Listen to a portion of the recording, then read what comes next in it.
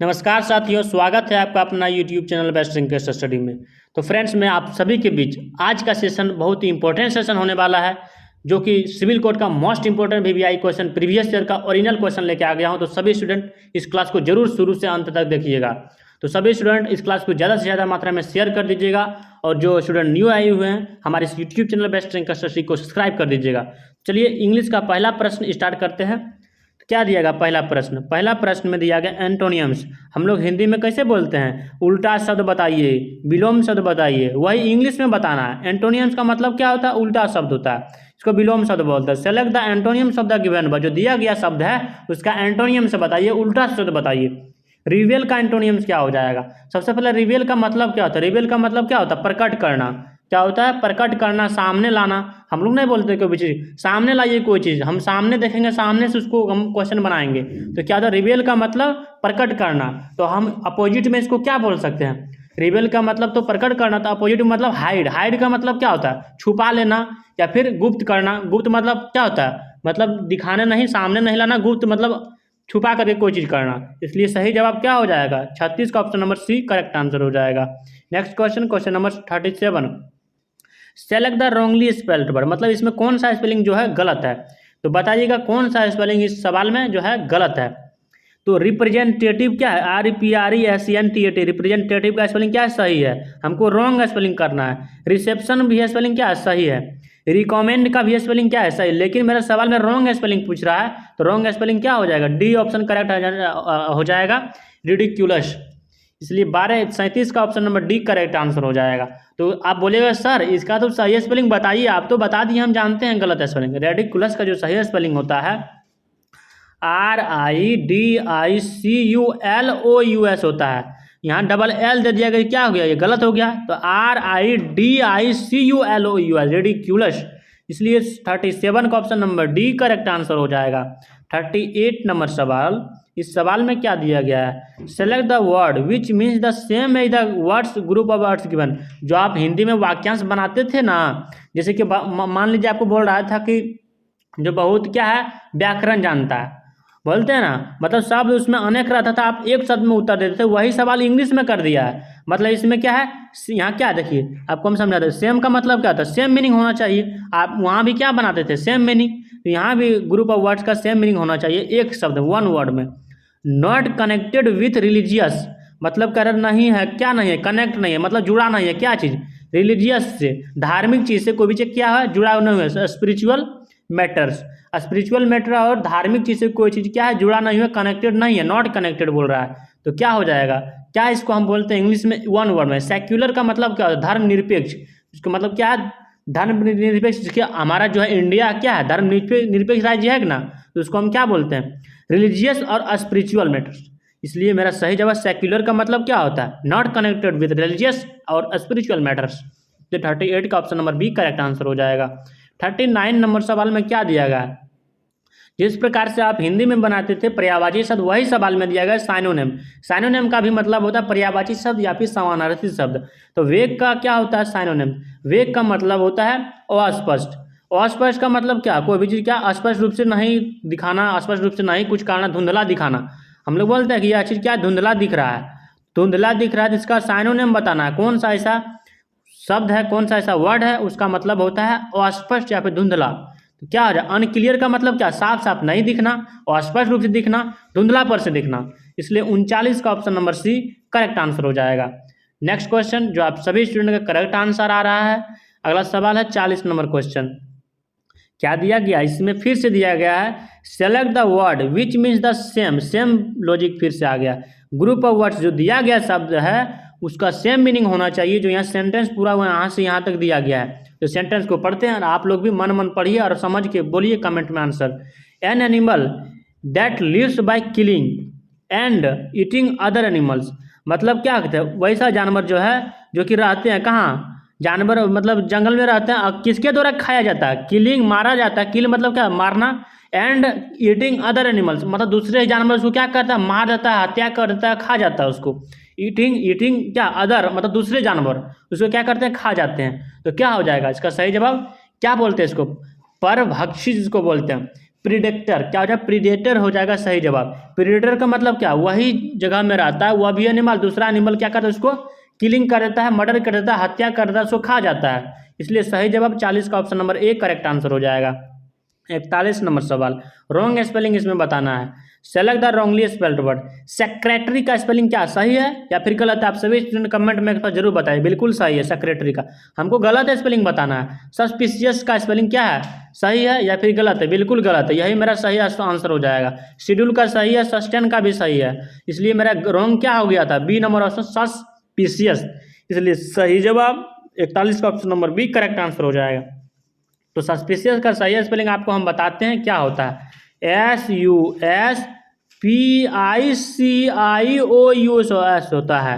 तो सी के बाद यहाँ आई होना चाहिए, यहाँ क्या जाएगा, सी के बाद आई नहीं दिया गया, इस कारण से क्या हो गया, सस्पिशियस का स्पेलिंग रॉन्ग हो गया, इसलिए मेरा सही जवाब correct answer option number B is the correct answer हो जाएगा।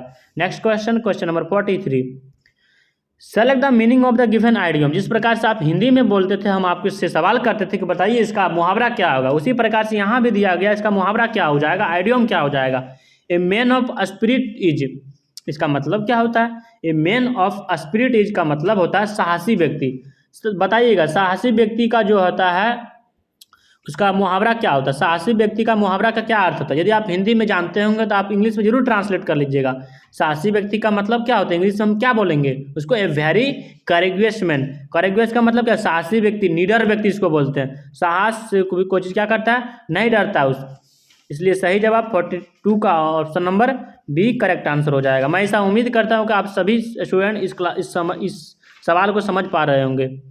Select the meaning of the given idiom. फिर से आइडियम का सवाल जो कि आप लोग जानते हैं, आइडियम का मतलब मुहावरा होता है। फुल्स पैराडाइज, क्या है, फुल्स पैराडाइज, तो इसका मतलब क्या होता है, इसका मतलब होता है हवाई किला।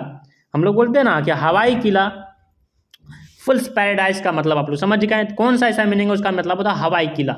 क्या हो जाएगा, डिसेप्टिव हैप्पीनेस, मतलब पूरा खुशी तरह, हवाई किला का मतलब खुशी तरह से जिंदगी बिता रहा है, डिसेप्टिव हैप्पीनेस, इसलिए 43 का option number B correct answer हो जाएगा। 44 का क्वेश्चन दिया गया है एंटोनियम्स, क्या दिया गया है, select the एंटोनियम्स of the given word. इसका आप लोग को क्वेश्चन यहाँ दिखाते, यहाँ लिख रहे हैं, देखिए आपको दिख रहा होगा ऑप्शन, इसका सही जवाब बताइएगा। आप सभी स्टूडेंट देखते हैं कौन सा स्टूडेंट सही जवाब बताते हैं। क्या दिया गया है, ट्रीक्यूरस, ट्रीक्यूरस का सही एंटोनियम्स क्या हो जाएगा, एंटोनियम्स ही सवाल में था ना, हाँ बिल्कुल सही बात। तो एंटोनियम्स का मतलब उल्टा शब्द। सबसे पहले ट्रीक्यूरस का मतलब क्या होता है, जो विश्वासघात कर देता है उसको हम क्या बोलते हैं, ट्रीक्यूरस, विश्वासघाती। विश्वासघाती हो जाएगा तो इसका उल्टा बताना है, मतलब जो विश्वासघाती नहीं करता है, हो जाएगा सही जवाब। तो फेथफुल का मतलब क्या होता है, मतलब यहाँ इसका मतलब कह रहा था कि ट्रेक्यूरस का मतलब कह रहा था जो विश्वासघात करता है, मतलब जो किसी के ऊपर क्या करता है, विश्वास नहीं करता है, और हम उसको उल्टा में लाएंगे तो क्या करें, हाँ उसको विश्वास करना पड़ेगा, विश्वास करना पड़ेगा, इसलिए क्या हो जाएगा, फेथफुल का मतलब क्या था, विश्वास करना। अनफेथफुल का मतलब विश्वासघात, जिसको विश्वास नहीं करता। लेकिन एंटोनियम्स हमको बताना है, क्या बताना है, एंटोनियम्स, इसलिए सही जवाब करेक्ट आंसर 44 का option number C correct answer हो जाएगा। Next question, question number 45 number सवाल में क्या दिया गया है, select the word most appropriate word to fill in the blanks. Appropriate meaning बताना है इसमें। ए मेजर अर्थक्वेक, अर्थक्वेक का मतलब क्या होता है, भूकंप जिसको बोलते हैं। तो dash in India on 8 October 2005 in Yuri, मतलब कहने का तात्पर्य यहाँ है कि जो अर्थक्वेक जो है डैश इन इंडिया में जो अब कब आया था, 8 अक्टूबर 2005 में, कहाँ, यूरी में आया था। इसका स्थान पर क्या हो जाना चाहिए, a major earthquake dash in India on 8 October 2005 in Uri. तो इसका सही जवाब क्या हो जाएगा, ऑकर्ड। मतलब आप बोले सर ऑकर्ड आप यहाँ क्यों दिए हैं, ऑकर आप देते, बिल्कुल सही बात। आप पहले बताइए 2005 जो है 2005 जो है पास्ट का जो है टाइम है या प्रेजेंट का टाइम है। आप बोलिए सर ये तो बिल्कुल बोल रहे हैं आप, पास्ट का टाइम है। पास्ट के टाइम के लिए हम सेकेंड फॉर्म ऑफ वर्ब का इस्तेमाल करते हैं, इसलिए ऑकर्स क्या है, फर्स्ट फॉर्म ऑफ वर्ब जो कि प्रेजेंट को रिलेट करता है, इसलिए गलत हो जाएगा। क्या बी भी ऑप्शन सही है गलत, बिल्कुल बी भी गलत है, क्योंकि ये प्रेजेंट से रिलेट करता है, प्रेजेंट कंटिन्यूस है। ऑकर्ड क्या हो जाएगा, करेक्ट आंसर हो जाएगा। हैज बीन भी क्या होगा, गलत हो जाएगा, इसलिए 45 का option number C correct answer हो जाएगा। 46 नंबर सवाल में क्या दिया गया है, 46 नंबर सवाल में है identify the segment in the sentence which contains the grammatical error from the given sentence. मतलब जो दिया गया सेंटेंस है उसमें कोई ग्रामेटिकल एरर है तो आप लोग बताइएगा कौन सा एरर है, या नहीं है तो नो एरर को आप ऑप्शन वाला को टिक कर सकते हैं। जैसे हम आपको बताते थे ना कि त्रुटि वाला भाग को पहचाने, इसी में भी आपको पहचानना है कि त्रुटि वाला भाग कहाँ है। Many Indian languages can be reading using the barrel system. मतलब कहने का तात्पर्य है मैनी इंडियन मतलब कई जो है इंडियन लैंग्वेजेज जो है, लैंग्वेज का मतलब भाषा होता है, बहुत सारे जो है इंडियन लैंग्वेज जो है कैन बी रीडिंग मतलब क्या कहता है पढ़ा जा सकता है, यूज किया जा सकता है द बैरल सिस्टम के द्वारा। कहीं त्रुटि लग रहा है या फिर नहीं? आप बोलिएगा सर त्रुटि तो जरूर लग रहा है। क्या लग रहा है? हाँ बिल्कुल आप लोग पकड़ लिए। क्या हो जाएगा? Can be. हम आपको क्या बताए थे वॉइस में, हम क्या बताए थे? वॉइस का सेंस यहाँ दे रहा है तो कैन बी के बाद क्या होता है? जैसे कि आप लोग पढ़े होंगे तो हैज हैव के बाद थर्ड फॉर्म आता है, perfect third form of verb जिसको बोलते हैं। मतलब जैसे कि मान लीजिए आपको क्या दे रहा था, ईट का क्या हो जाएगा? ईटन हो जाएगा, हैज ईटन। उसी प्रकार से यहाँ दिया गया many Indian languages can be reading नहीं होना चाहिए, क्या होना चाहिए? Can be read. आप बोले sir third form of verb red होता है, बिल्कुल होता है। रीड जो है रेगुलर वर्ब है, रीड का रीड ही होता है, रीड होता है, रेड होता है। पढ़ने का उच्चारण अलग करता है लेकिन सेम वही भी स्पेलिंग होता है, रीड रेड रेड सबका स्पेलिंग वही होता है। तो कैन बी रेड होना चाहिए, यहाँ क्या दे दिया गया? रीडिंग दे दिया गया, इसलिए कारण से यह क्या गया? ग्रामेटिकल एरर हो गया। इसलिए मेरा सही करेक्ट आंसर 46 का option number B correct answer हो जाएगा। आप सभी स्टूडेंट को मैं ऐसा उम्मीद करता हूँ कि समझ पाए होंगे आप लोग। 47 नंबर सवाल में साइनोनिम्स दिया गया है। साइनोनिम का मतलब पर्यायवाची शब्द होता है।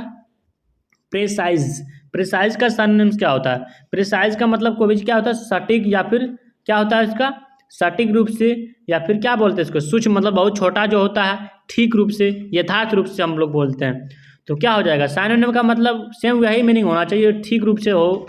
उसको हम कैसे लिख पाएंगे? एक्यूरेट। हम लोग बोलते हैं ना कि एक्यूरेट करेक्ट आंसर मेरा ये करेक्ट आंसर है, मतलब आप बिल्कुल सही रूप से बोल रहे हैं, ठीक रूप से बोल रहे हैं, यथार्थ रूप से बोल रहे हैं। इसलिए मेरा सही जवाब प्रिसाइज का एंटोनिम साइनोनिम हो जाएगा 47 का बी करेक्ट आंसर। साइनोनिम का मतलब भी होता है पर्यायवाची शब्द ही होता है। आप लोग घबराइएगा मत, आपको हम इंग्लिश में इस प्रकार से टैलेंट कर देंगे। जो स्टूडेंट रेगुलर पढ़ रहे हैं हम आपको विश्वास दिलाते हैं कि आपका जो है इंग्लिश कुछ जरूर कमजोर भी होगा, जरूर आप लोग ऊपर की ओर बढ़ रहे होंगे यदि आप हमारा क्लास शुरू से अंत तक देख रहे होंगे तब। 48 नंबर सवाल, select the word which means the same as the group of words given. जो आप हिंदी में पढ़ रहे थे वाक्यांश बताइए, वही सवाल यहाँ दिया गया है कि जो सेम मीनिंग होगा। A building in which Jewish people worship. मतलब एक जो है बिल्डिंग है, कहाँ? इन विच जो कि वहाँ, कहाँ? जेविश पीपुल रहते हैं और क्या करते हैं? वर्शिप मतलब पूजा करते हैं, और स्टडी देयर रिलीजन, और अपने धार्मिक के बारे में क्या करते हैं? स्टडी करते हैं, पढ़ाई करते हैं। रिलीजन का मतलब धार्मिक होता है, तो क्या हो जाएगा? कौन सा टेम्पल करते हैं? मतलब वैसा बिल्डिंग जो कि वहाँ जेविश पीपुल पूजा करते हैं और स्टडी देयर रिलीजन, और उन लोग क्या करते हैं? रिलीजन मतलब धार्मिक की क्या करता है? पढ़ाई करता है अपने बारे में। क्या हो जाएगा? क्या बोलते हैं? सेनेग्युक का मतलब क्या होता है? यहूदियों का पूजा स्थल जिसको बोलते हैं ना। जेविश पीपुल का मतलब यहूदियों का पूजा स्थल, इसलिए सही जवाब सेनेग्यू हो जाएगा। इसलिए सही जवाब 48 का option number B correct answer हो जाएगा। 49 नंबर सवाल में दिया गया select the meaning of the given idiom. दिया गया जो आइडियम है उसका सेलेक्ट मीनिंग कीजिए। Meaning select. आइडियम का मतलब मुहावरा होता है। The detective left no stone unturned to track the culprit. Left no stone unturn बोल रहा है, मतलब टर्न नहीं, मतलब घुमाया नहीं गया, टर्न नहीं किया गया, अनटर्न बोल रहा है। तो बताइएगा कौन सा ऐसा अंडरलाइन जो यहाँ किया गया इसका सही मीनिंग क्या हो जाना चाहिए आपके अनुसार? सिर्फ अंडरलाइन का आपको बताना है यहाँ से यहाँ तक। तो लेफ्ट नो स्टोन अनटर्न मतलब क्या गया? स्टोन को अनटर्न नहीं किया गया, मतलब टर्न का मतलब क्या गया? घुमाना, और अनटर्न का मतलब नहीं घुमाना। क्या हो जाएगा इसका सही जवाब? 49 का correct answer used all available means very good. क्या हो जाएगा? अवेलेबल मीन्स यूज्ड सभी रूप से क्या अवेलेबल किया गया, मौजूद किया गया, इसलिए 49 का option number A correct answer हो जाएगा। आप सभी का करेक्ट आंसर आ रहा है। मैं ऐसा उम्मीद करता हूं कि आप सभी स्टूडेंट का मार्क्स बहुत अच्छा से आता होगा अपना सेट में। तो 50 नंबर सवाल का जवाब आप सभी स्टूडेंट बताइएगा। दिया गया है select the word which means the same as the group of words given. जो दिया गया शब्द उसका सेम मीनिंग होना चाहिए। The dead body of an animal. Animal का जो है डेड बॉडी मतलब जो है जानवर का जो है मरा हुआ जो शरीर है उसको हम क्या बोलते हैं? इसका क्या बोलते हैं, उसको हम जानवर का जो मरा हुआ शरीर होता है उसको कैरकस बोलते हैं। क्या बोलते हैं? कैरकस को याद कीजिएगा, वेरी वेरी इंपॉर्टेंट सवाल करवा रहे हैं आप लोग को। कैरकस को हम बोलते हैं the dead body of an animal is called carcass. इसलिए सही जवाब 50 का option number B correct answer हो जाएगा। मैं ऐसा उम्मीद करता हूँ कि आप सभी स्टूडेंट को यह क्लास जरूर समझ आ गया होगा। तो चलिए मिलते हैं नेक्स्ट सेशन में, तब तक के लिए जय हिंद।